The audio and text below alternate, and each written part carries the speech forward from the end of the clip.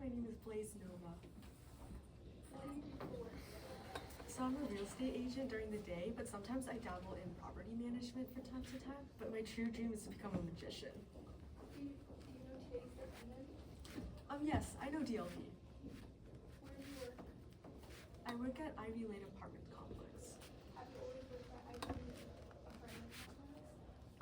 I kind of just got the job starting beginning of January of 2022. I was filling in for a property managing job for my friend Cherry, so.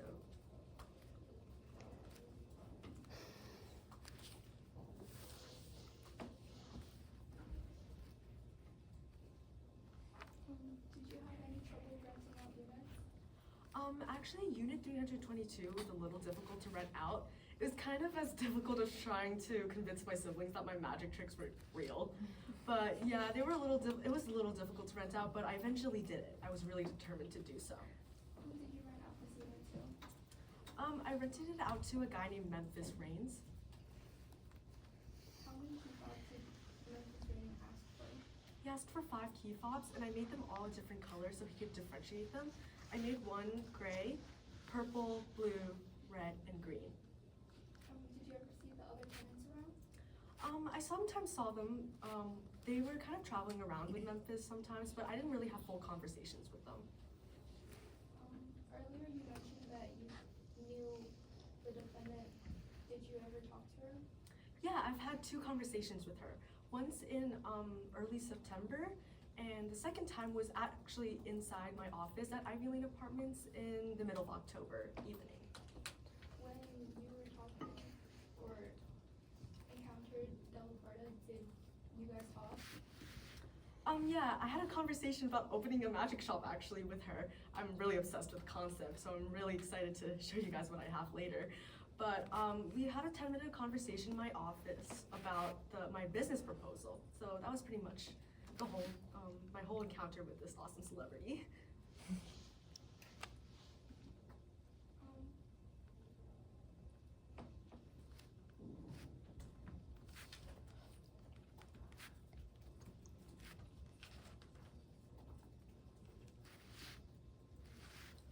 Did you see her enter the apartment building?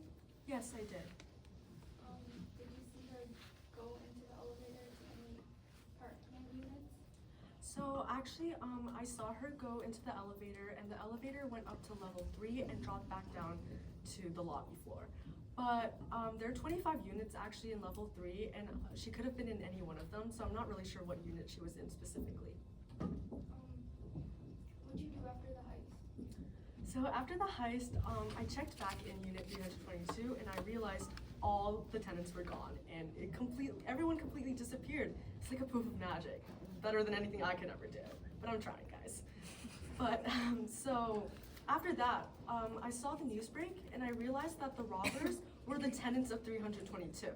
So I called the authorities just to give them some information that I could have had, and they sent over a detective named Detective Bamani, and Agent Burke also came with the detective and a forensics technician.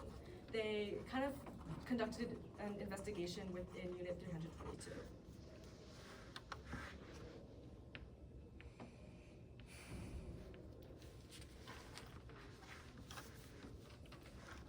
Were you ever interviewed or questioned about this?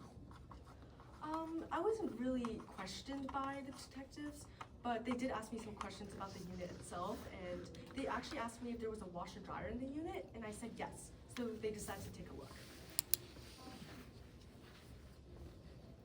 Who asked you to check? The forensics technician. Did they ever find anything? So inside the washer dryer, when they opened it, they found sheets and laundry and all sorts of things, and they were dirty and stained with blood. And beforehand, the situation was kind of bleak.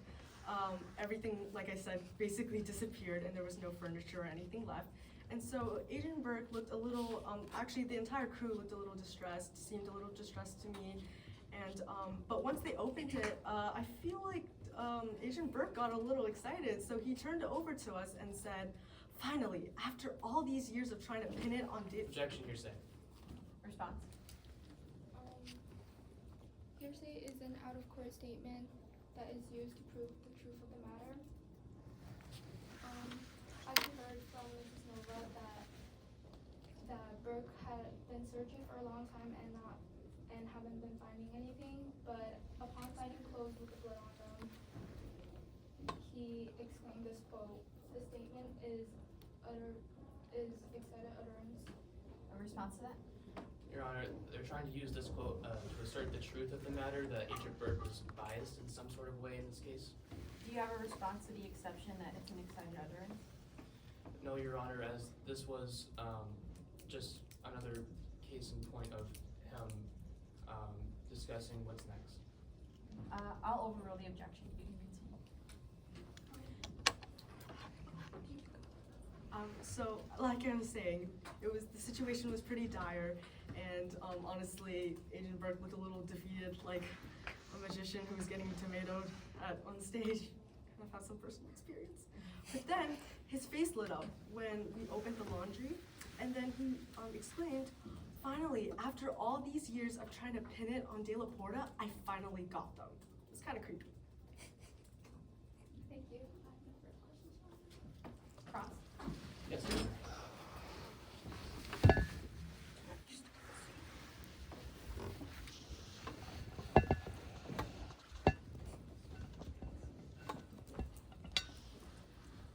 May I proceed? First of all, big fan of you. I've seen you on YouTube, big fan. Thank you. I would like to, I would like to first ask, you were the property manager at the time, Memphis Reigns lease 322, correct? Yes, that is correct. And as you were giving the tour of Memphis Reigns, he asked for specific requests. Yeah, he asked for some specific requests, like he wanted an open concept, I believe, maybe a unit near the emergency stairs. And yeah, he was asking a couple questions, and I told him that they kind of satisfied all of those. And one of those included access to the fire exit. Yes, that is correct. And so before Mr. Raines signed the lease to the apartment, he had to take a quick phone call, correct? Yeah, he did take a quick phone call. And you overheard some of those words sent in the phone call. So when he took the phone call, he stepped aside, but the hallway was pretty empty, so I could hear him, I guess, and he was whispering. And in this phone call, he was discussing the financial situation of how to pay for the lease, right? Not exactly. I don't remember hearing that specifically. Is that your testimony today? Just to clarify, I believe I heard something about maybe authorizing or, connecting payments towards a company. I believe it was MSIG, but I don't know what that meant at the time. MSIG, the same company that the defendant today owns? I mean, I believe so, but at the time, I didn't know what that meant. Objection, Your Honor, hearsay. Response? Your Honor, this is not for the truth of the matter. It's just another piece of evidence that would connect the evidence to the defendant. Defense, will you clarify what the statement that you're objecting to is? Going on the transaction. Final word. There was no way of using this truth of the matter. It was just another way to describe these evidence. Moving on. Moving on, later into September 2022, you heard another conversation between tenants of 322, correct? Could you be more specific on what you're talking about? Of course. You heard the gray key fob holder and, I believe it was Memphis Reigns together speak about possibly carrying an axe. I believe I heard something like that, yeah. It said an approval of maybe, it sounded more like a joke to me, and I kind of had a little shocked, had my face kind of made an expression. And Memphis saw me, but they kind of clarified that it was just some Halloween plans, and I was like, that's pretty intense. Halloween plans. You also told me the date of the heist. October 31st. So they were the same days. Halloween and the heist, yes, that's correct. And a little further into that quote, the next sentence, you heard Gray say, DLP said it might be a good idea, correct? Yes, that's correct, but I didn't know what DLP stood for at the time. You understand, though, that the defendant here today has been nicknamed DLP, correct? Yes, I do understand that. Moving on, later on, you heard, well, let me back up actually, excuse me. You gave out the 5 key fobs as you mentioned before in the testimony. Yes, I gave out 5 key fobs. And you knew the purple belonged to Memphis and the blue belonged to Poe Cameron. Yes, I didn't know who Poe Cameron was at the time until I watched the news, but I identified the blue key holder as blue. And you saw people who carried the gray and the green key fobs, but you couldn't identify them. No, I never really got to know their names, so I just called them green and gray in my head. And so there was only one key fob left that you didn't know who originally had the key fob, and it was red, correct? Yes, that's correct. So one day you met an idol of yours, is that correct? Yes. It's awesome. Can you tell me who that was? Miss De La Porta. And you saw Miss De La Porta in Ivy Lane. Yeah, I did. She was in my office and we talked for 10 minutes about my magic shop proposal. I'm sure it was a hit. And and I'm sure before that though, you were skeptical as you saw a key fob shaped object that Miss De La Porta was holding, correct? I saw a red flash of something that looked like a red key fob. That is correct. Red key fobs. And can you tell me if there were any other red key fobs in Ivy Lane? Actually, I don't know. I was the only creator of a red key fob from the employees list, but you can find red key fobs anywhere on the internet. But as you know to your knowledge, I was the only one at Ivy Lane. I was the only person, to my knowledge, who created a red key fob for a tenant specifically. That is correct. And moving on to the night of the heist, just maybe a few hours after, you heard a phone call after you left the Halloween party back to Ivy Lane to do some paperwork, correct? Yes, that's correct. I got a noise complaint actually, and the tenant who was complaining asked me to deal with the situation myself. So I went up the stairs, dealt with the complaint, went back behind the door of the emergency stairs, but then I heard a conversation from behind the door. And in that conversation, you heard people who sounded like some of the key fob holders for 322, correct? Yes, as I was listening from behind the door, I could hear some voices that I could recognize as the tenants of 322. And through the phone, you heard a voice that sounded like Miss De La Porta, correct? Yes, it was a voice that sounded like De La Porta's voice, but I didn't really make the conclusion that it could have been Miss De La Porta at the time. You did say it sounded like Miss De La Porta, because, and mostly from your experience having multiple conversations with Miss De La Porta, correct? From my 2 kind of brief conversations I had with her, I thought the voice sounded a lot like hers, but I didn't recognize it as hers until maybe a little later when I kind of was trying to make up a conclusion.